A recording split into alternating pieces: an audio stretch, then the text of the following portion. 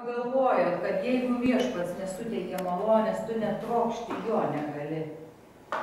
Ar jūs aptinkat kartais save tokiam taške, kad tu niekai, viską supranti, viską žinai, žodį, a padaryti niekai. Tai įsivaizduojat, kaip žmogus yra priklausomas nuo Dievo, kaip jis yra priklausomas nuo jo malonės, kaip jis yra priklausomas nuo jo žodžio. Tai ačiū Dievui, kad jis yra geras, kad jis yra tas Dievas, kurio net jo gerumo neina žmogui suvokti. Ar jūs pamastot kartais apie tai, kad jo gerumo žmogui, man, nusidėjėliui, nu gerai, šiandien apšviestam, šiandien apikloto, vis tiek neina suvokti, ant tiek yra ribotos mūsų smegenys, brangieji. Todėl per daug nevarginkit savęs, o čia rekomenduoju. Nevarginkit savęs suprasti, kaip sakant, iki galo, ar suprasti jo gerumo, jo gailestingumo nusidėjėliui. Ir karts nuo karto mes būnam tie nusidėjėliai, kuriem pat, kad priimti jo atleidimą. Paprantat, neina suvokti, brangieji. Ir jeigu ne jo žodis, į kurį įsikabinam, kuriuo laikomės, ar jauti ar nejauti, kodėl aš dažną kartą akcentuoju, nes jausmai keičiasi. Situacijos keičiasi, bet jo žodis nesikeičia.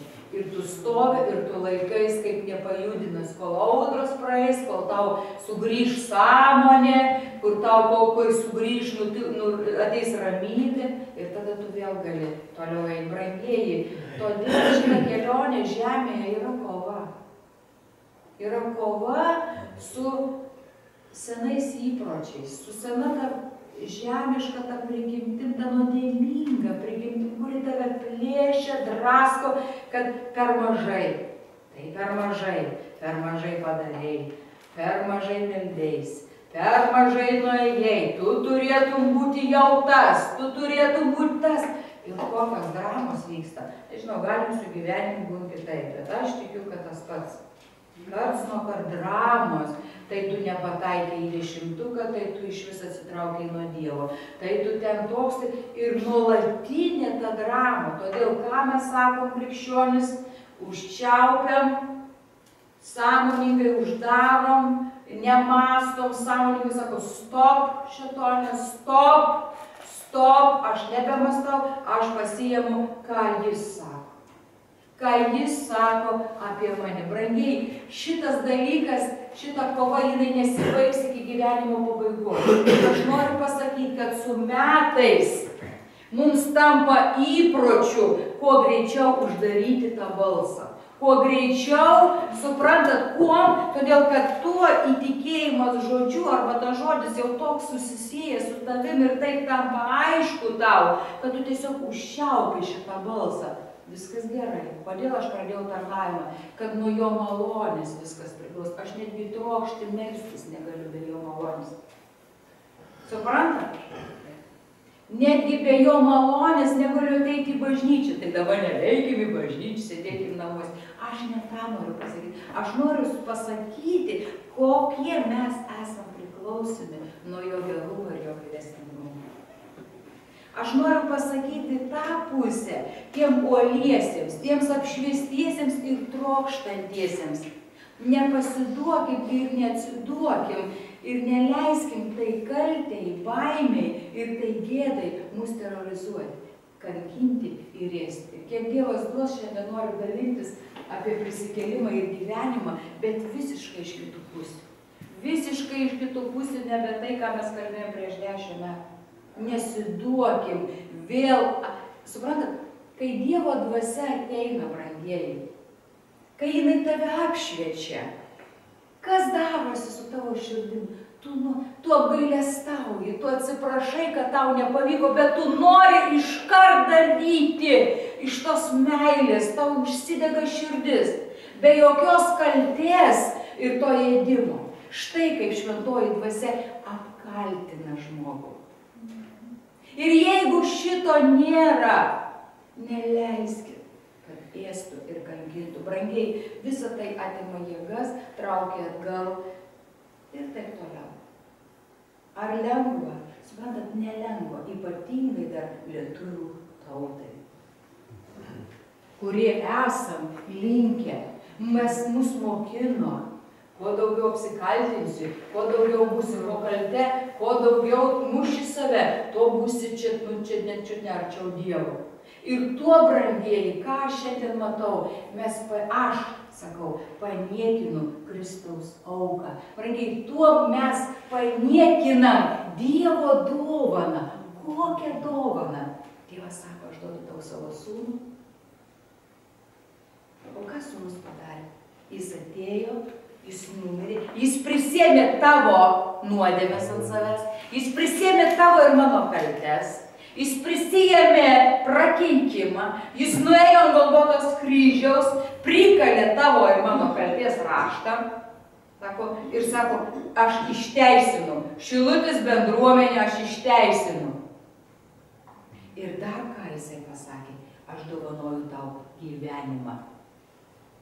Aš dovanoju gyvenimą čia ir dabar. Aš dovanoju gyvenimo apstybę. Štai kur visa kova vyksta. Ne tik aš dovanoju amžinybę, per amžius tu būsi su manim, bet aš tau dovanoju ir gyvenimą čia ir dabar. Ir dar kokį apstybę gyvenimo. Ir kai tai pradedi mąstyti, brangieji, mažai nepasirodo. Ir čia užduoda klausimą tikintieji, a kas tas yra? Apie ką eina kalba? Ir jeigu, brangieji, mes nuolat esam po kalte, nuolat esam toj gėdoj, vis dar kažko nedadarom. Aš nekalbu apie tą, kada tu sąmoningai ir aš nusistatom daryti blogą, apie tai net nekalbam, nes Dievo vaikas, kuris myli Dievą, kaip raštas sako, jis negali taip elgtis. Neįmanoma. Tas, kuris myli Dievą ir kuris myli Kristų, neįmanoma, kad jis nenorėtų Dievo. Neįmanoma, kad jo širdis, jo siela netrokštų Dievo. Tai yra neįmanoma.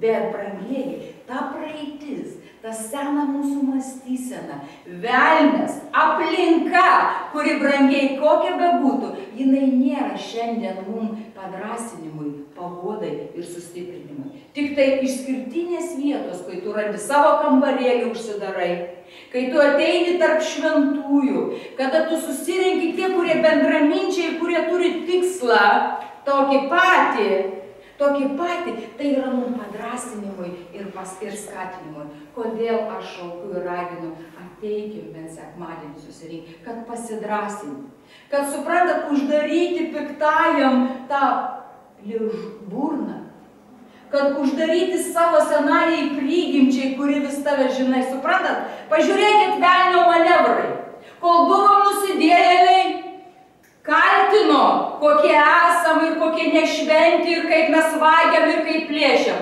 Atgimėm, atsivertėm, Dievas mus perkėlė, tai jis kaltina kuom? Per mažai meldies, per mažai duodi, per mažai ir suprantat. Tai ką daryti tam žmogui, kuris gyvena žemėje, kuris turi kūną, kurio dvasia ir siela atgimus, jis yra draskomas, brangieji. Ir kiek Dievo mylinčių žmonių pasižiūrim šiandien, kovoja šitas kovas, kurios yra beprasmės, nes jos drasko, šitą kaltė, baimė, gėdą, tikinti Dievą mylinti žmogų drasko į dvi pusės, suprantat? Jį drasko. Ir jis niekur toliau nenueina. Jis yra pilnas baimių, jis yra kaltės ir jis yra gėdos.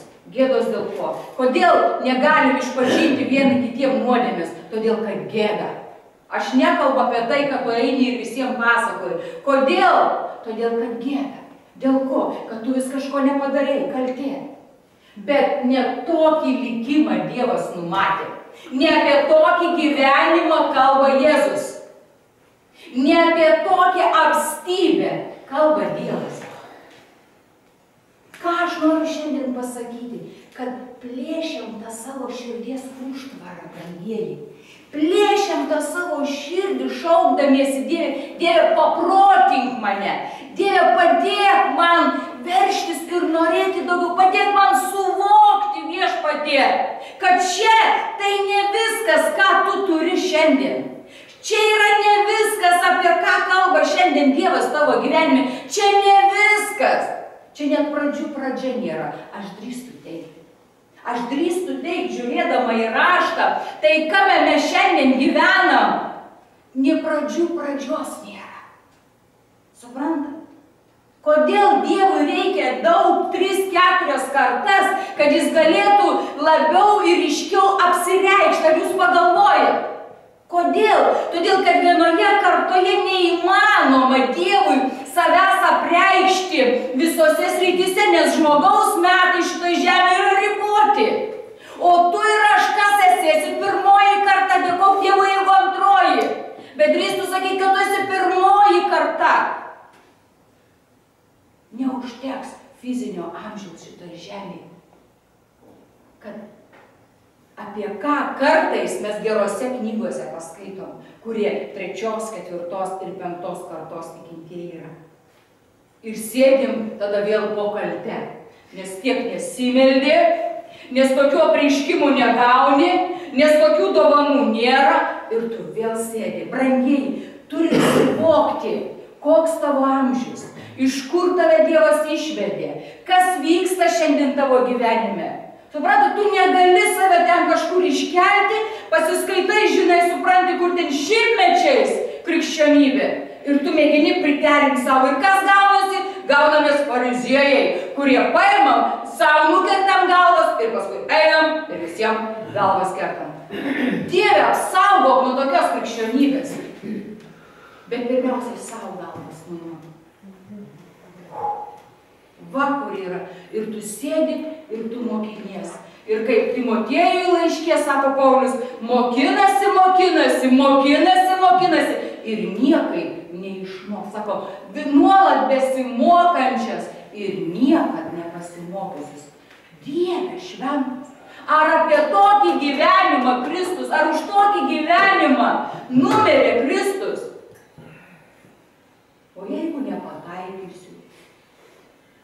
Vėl klausimas, baimė. A ko bijai?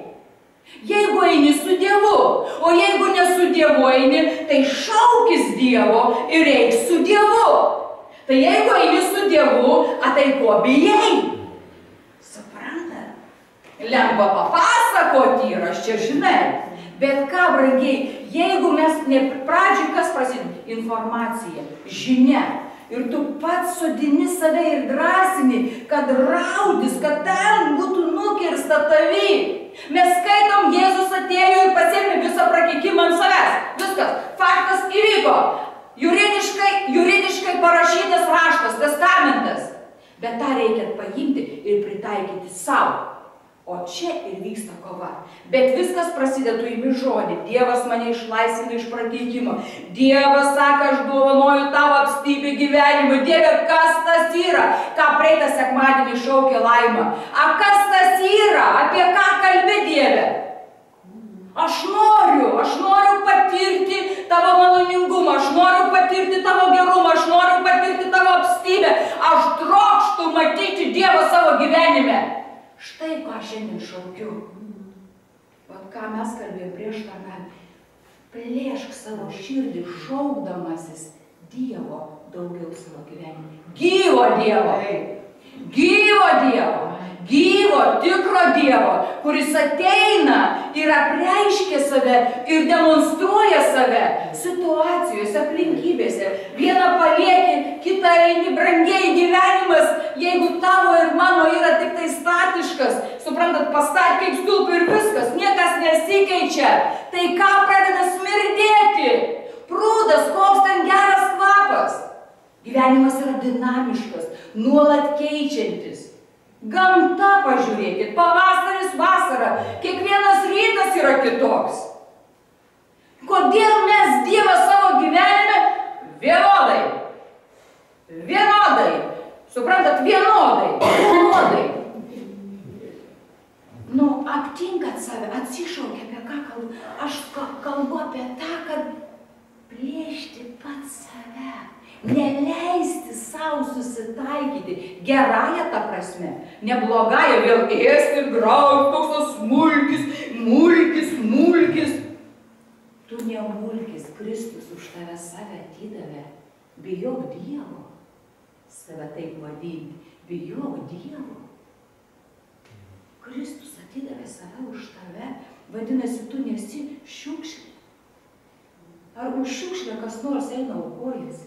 Ar aukojasi kas nors, kas nėra vert, ar moka kainą? Ar tu moki kainą, jeigu tavo akyse tai nėra vertinga? Tu nemoki. O kodėl mes galvojam Dievą? Dievą, jis moka kainą už tai, kas yra nevertinga. Nu, gal pagalvokim dar kartą.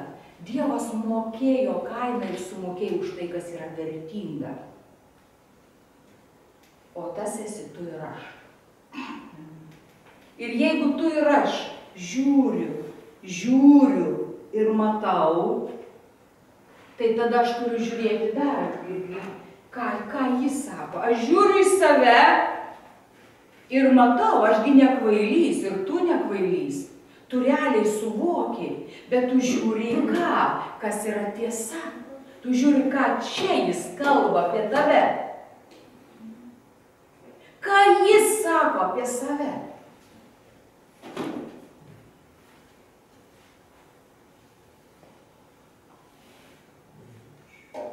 Užčiaupkim savo patys burnas. Negatyviom mintim.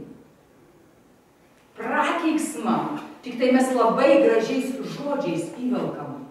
Ir brangiai drįstu sakyti, ėsdami patys save, grauždami patys save, kad nepasiekiam to ir to. Ar lengva? Jeigu būtų lengva, nekalbėčiau.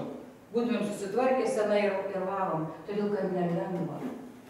Todėl kad nelengva. Supranta, todėl kad nelengva. Nes viskas nori tau ir man įrodyti, tu nevertas, tu nevertas, tu nevertas, o jeigu tik užčiaupiam tą vietą, tai iš kitos vietos, kuo skurdesnis, tuo geriau. O tada tada suprantat, ir muša, ir muša, ir muša. Vėl, kad suprasti, kas tu esi Dievuje, kad suprasti savo tą vertę. Per vieną dieną tikrai ne, bet aš sakau, kad darom, judam. Kiek brangiai bebūtumėt pasiekę, ar tau šiandien tikėjime 25 metai, Dievas yra toliau. Ar tu šiandien tik eini tą kelionę, yra daugiau. Bet aš noriu pasakyti, ir mano šiandieninis šauksmas, neuždaryk durų Dievui. Neuždaryk Dievui durų ir nesakyk, ai jau pažįstu, jau mani gerai ir. Nu ir ačiū Dievui, kad tau gerai yra. Nu ir ačiū Dievui, kad tau gerai. Bet yra dar toliau. Arba ateina nauji dalykai ir tu, ne, geriau nereikia, nes nedaug Dieve dar nusidėsiu. Suprantat, nedaug Dieve dar nusidėsiu. Tu ir taip nusidedi, tu nusidedi, nes ateina Dievas, atneša tau dovaną, aš duodu Ritai dovaną ir jinai sako, Inga, aš neimsiu, dar nusidėsiu. Kaip man jaustis? Aš įdėjau širdį, aš ieškojau, aš mokėjau pinigus, aš atnešu, kad ją pradžiuginti ir jis sako, ne, Inga, dar nusidėsiu, pasipuošiu šitą suknelę, puikybė ateis man puikybė, geriau nereikia. Kaip man jaustis? Bet taip yra ir su Dievu. Jis atneša tau naujoves. Jis atneša taip neįprastus dalykus ir tau užtad ne... O čia Dieve, kaip čia dabar man? Ar čia galima, čia negalima? Taip, tu užduodi klausimus. Ar čia nuo Dievo, ar čia nuo Dievo, ar čia... Suprantat? Bet nesakyk, neimsiu, dar nusidėsiu. Aišku, tu nusidėdi jau iš karto. Nes tu atstumi, ką Dievas tau duoda. Sakai, nereikia. Nes aš nusidėsiu, aš būsiu šventas. Ir paskui šventas ateini į bažnyčią ir žiūri į visus nešventus. Į visus nešventus. Ir kas vyksta? Automatiškai teismas. Brangiai, nemeluokim savo. Automatiškai vyksta čia. Tu neiškalbi. Bet supranti, aš tai netoks kaip tie mulkiai visur varo. Ašgi sakiau, kad neimk, kad puikybė ateis. Paėmei. Suprantat, aš kalbu iš praktikos, aš nekalbu teorijų. Todėl, kad patys per tą patį ėjom, kai kurios dalykus dar šiandien, o kai kurie dar rytoj. Brangiai, bet su Dievu. ko bijom? A ko bijom? Ar bijom, kad jis nepataisys? Ar bijom, kad jis nesustabdys tavo kvailystės? Aš nekalbu apie tos dalykus, kad tu kaip, išplaukęs. Aš kalbu apie tuos žmonės, kurie myli Dievą. Aš kalbu apie tuos, kurie seka juo. Aš kalbu apie tuos žmonės, kuriems žodis Dievo yra aukščiausias. Bet ateina nauji dalykai į gyvenimą. O ką dabar daryti su juo? Iš kur man žinot? Ir aš žiūriu, ir aš derinu, ir aš darau žingsnius, ir aš imu, ir aš žiūriu, kaip mano širdis, kaip ką. Bet nesakau, nereikia. Štai kokį gyvenimą Dievas mums turi numatęs. Ir jis žino, ir jis trokšta, kad mes šitą gyvenimą jau čia žemėje gyventumėm.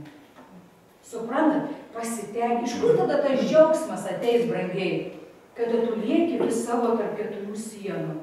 Susidėjai, žinai, ir 4, jokios švieselės naujos, jokių naujų minčių, jokio šviežio vandens, nieko. Laikmetis koks, brangieji, jeigu mes šiandien elgiamės taip pat, kaip elgiamės prieš 15 metų, tai kas gaunas? Jeigu mes šiandien su žmogum susitikdami ir kalbam tą patį, ką mes kalbėjome prieš 25 metus, tai vargas, brangieji. Kada mes įtikėjom ir kada mus Dievas pašaukė, Dievo žodis buvo retas. Dievo žodis buvo retas, jis buvo neapreikštas. Apie meilę Dievo nei kvapo nebuvo, kad bažnyčiose kalbėtų. Ir kada tik išgirdom, ir kada tik tai skelbėm, tai visi kai bėgom ir lėkėm, nes buvo nauja, buvo retas. Šiandien, ačiū Dievui, Dievo žodis Lietuvoje yra neretas. Šiandien Dievo žodis yra apreiškiamas ir apreiškiamas visokiais būdais. Kaip žmogui pasakyti, kad jis myli jį?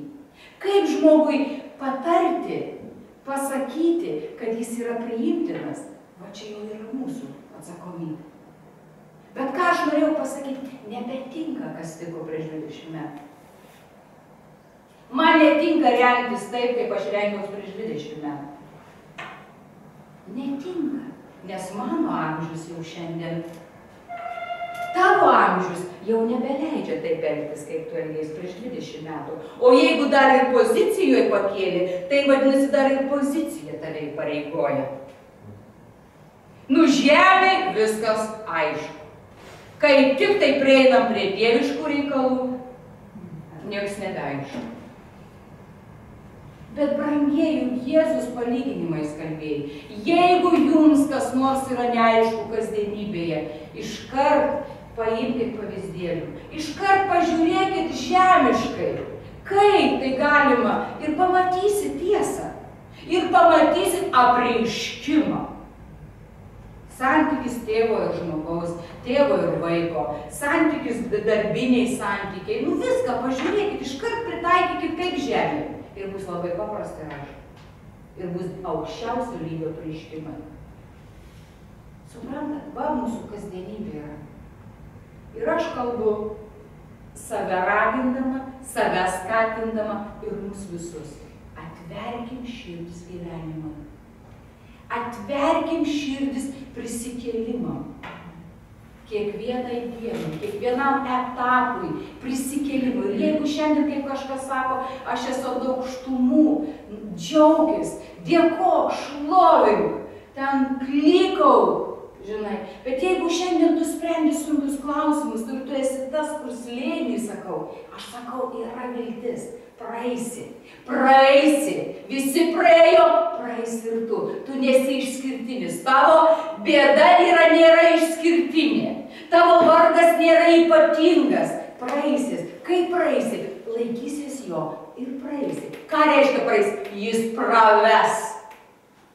Ir visi pasakė, amen, mes žinom apie ką eina kalba. Tik tai ko reikia? Stiprybės ir drąsos tikėti. Neišsigąsti, bailiai nepasitraukti ir neabejoti, kad Dievas turi jėgų pakelti, ištraukti ir atstatyti. Laiko užtruks, brangiai, viskam reikia laiko. Duokim Dievui laiko. Duok Dievui laiko, neėsk savęs.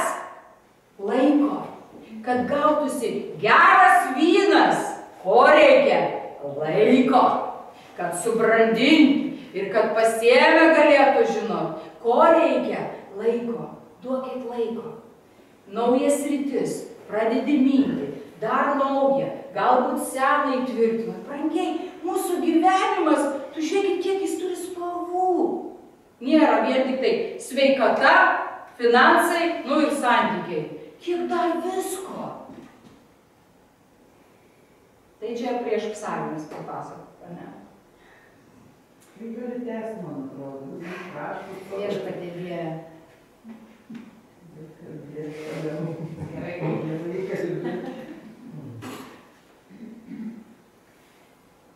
Mes esam tokiam amžiuje jau, kad Dievo pasireiškimai, kaip sako, jaučiu viskuom, kad Dievo pasireiškimai kaip ir prie slenkščio, prie kiekvieno jūsų slenkščio, kaip ką, stipresni, galingesni, labiau matantis ir ryškesni. Leiskim tom naujovėm, leiskim tam vėjui, tam dvelksmui. A kas bus, aš nežinau. Tik žinau, kad bus gerai. Kas bus, aš nežinau. Ar baugu, brangiai? Taip, nes tai yra nauja. Kai tu eini į naują darbą, kai tu gauni, tu eini, tu nežinai, ką sulauks, tu žinai, kad bus gerai, bet kaip bus, nežinai. Naujiem vėjam, naujom jėgom, naujam matymui, naujam regėjimui, naujai vietai, nuo iki. Nesvarbu, kad tau kiek metų, nesakyk, kad jau man gana, nesakyk. Nes Dievas gali ir nori parodyti save iš visų pusių. Kodėl raštas sako, koks tavo amžius ir senyvo amžius, jie neša vaisių turtingų ir skanių. Nesakyk, ai jau man čia, nesakyk, tu nežinai, kiek dar gyvensi. O jeigu dar 30 metų, tai ką, ir sėdės ir lauks išėjimo? Ir sėdės ir lauks išėjimo? Netinka. Atsiverskit, Dieve, parodyk, ką aš galiu, kam tu man gali mane paimti, kur aš galiu pridėti dar rankas. Čia keletą klausimų tokių užsirašiau, sako, ar Dievas dar yra mano gyvenime kažkas, ką jis turi ką pasakyti? Ar Dievas tavo gyvenime yra, ką jis turi dar ką pasakyti? Ar jau viskas? Dievas jau pasakė tau viską, jau apreiškė viską ir tu jau, kaip sakant, jau aš viską ir žinau, aš susitvarkiau. Ar dar palikai tą klausimą, kad Dieve, tu dar turi kažką man pasakyti, ar ne? Tu turi dar? Suprantat? Bet tai yra ir mūsų kasdienybėje. Ką aš noriu, kad tas klausimas ir tas žodis mūsų kasdienybėje lydėtų. Dieve, apreikš save. Aš noriu patirti naujų dalykų. Aš nenoriu tų senienų. Aš nenoriu. Kaip raštas sako, ar nėra mano ir jūsų gyvenime duona jau supelyjusi, ar nėra duona sudžiūvusi jau. Žinai, ryte 10 minučių malda, per pietus 10 minučių malda ir jau ten gyvybės, suprantat, nei kvapo. Ar mūsų apavas nėra sunešiotas, ar nėra mūsų apavas jau taip suplyšęs, kad tu pasižiūri, o vargelį, tas netikintis geriau atrodo negu aš. Aš iššūkį savo keliu, iššūkį ir mum, nes mes esam jau pajėgus. Su mažutėliais yra kita kalba. Ar duona tavo nesudžiūvusi? Ar nesupelyjusi tavo duona? Ar nelaikas ją pakeisti nauja? Kaip Dievas sako, aš esu naujas kas rytą. Aš duodu manos kiekvieną rytą ir mėginam susikaupti, mėginam atsidėti ir tu ateini ir žiūri, kad duonelė jau sudžiūvusi, nes metai iš metų. Aš darau tai ir tame neliko gyvybės. Štai ką noriu pasakyti. Metai iš metų darau ir yra gyvybė. Ir metai iš metų darau tą patį. Ir ten jau gyvybės nėra. Ten tik ritualas. Va čia yra mūsų pavojus. Malda mūsų turi kasdienį atsinaujinti. Kaip atsinaujinti? Vat visai. Gal klūpėjai, tai gal dabar atsistok. Jeigu anksčiau tyliai tik tai į rankas meldėjais, tai gal dabar jau taip melskis. Nes brangiai yra laikas liūdėti ir yra laikas džiaugtis. Ir jeigu tu jau 20 metų atgailauji už visą savo praeitį, tai kada žadi džiaugtis? Kada žadi apreikšti tą Kristų, kuris dėl tavęs numirė? Jeigu tu ištisai tik tai džiaugsme, tai irgi permąstyk, kad kažkaip gal, nes gyvenime taip nėra. Brangiai tikintis, gyvas žmogus, jis matosi, jis kvepia. Tas tą patį daro ir tas tą patį daro. Ir žiūri kaip diena ir naktis. Tas kvepia, akys švyti, norisi būti su juo, su to geriau atsargiau, nes many irgi tų yra ir dar prilips. Tai aš geriau eisiu prie to, kuris trykšta gyvenimu, džiaugsmu, Dievas matosi jo gyvenimu, nors jis nieko nesako, ir tas nieko nesako. Vat ir viskas. Kas tai yra? Tai yra Dievas jame, kuris reiškia, jis sako, tu manęs neslopini, tu man leidi, kaip čia pasakyti, gyventi, gal net negeras žodis, bet vis dėlto tu leidi tam Dievui reikštis, kvėpuoti, o ne, tylėk, aš žinau žodį, ir jis dvasia žinai, tylėk, žodis kalba taip, nepasididžiok ir neišpuik. Gal kartais paimti paskaičiuok ir paragausi to skonių, ką reiškia, ir būsi gailestingas tiem, kurių kepurės lekia. O bažnyčioj kalba apie tą pasididžiavimą. Nekalba, aš kalbu, kad gyvi būkim, gyvenkim, džiaugimės gyvenimu, kurį Dievas dovanojo ir apsčiai jo dovanojo. Ne tik tai laukdami, kada mes pereisim. Tai yra, nepaniekinkim Dievo dovanos. Kokios? Jėzaus. Kokios? Aš atėjau, kad jūs turėtumėt gyvenimą ir jo apsčiai. O kas tas yra? Va! Kiekvieno iš mūsų asmeninis tas klausimas ir ta kelionė. Bet neuždarykit širdies. Neuždarykit ir nesakykit, aš viską žinau ir man tu mane aiškink. Ir čia Dievas, čia ne Dievas, čia velnias, čia visa kita, suprant. Visa žemė yra Dievo.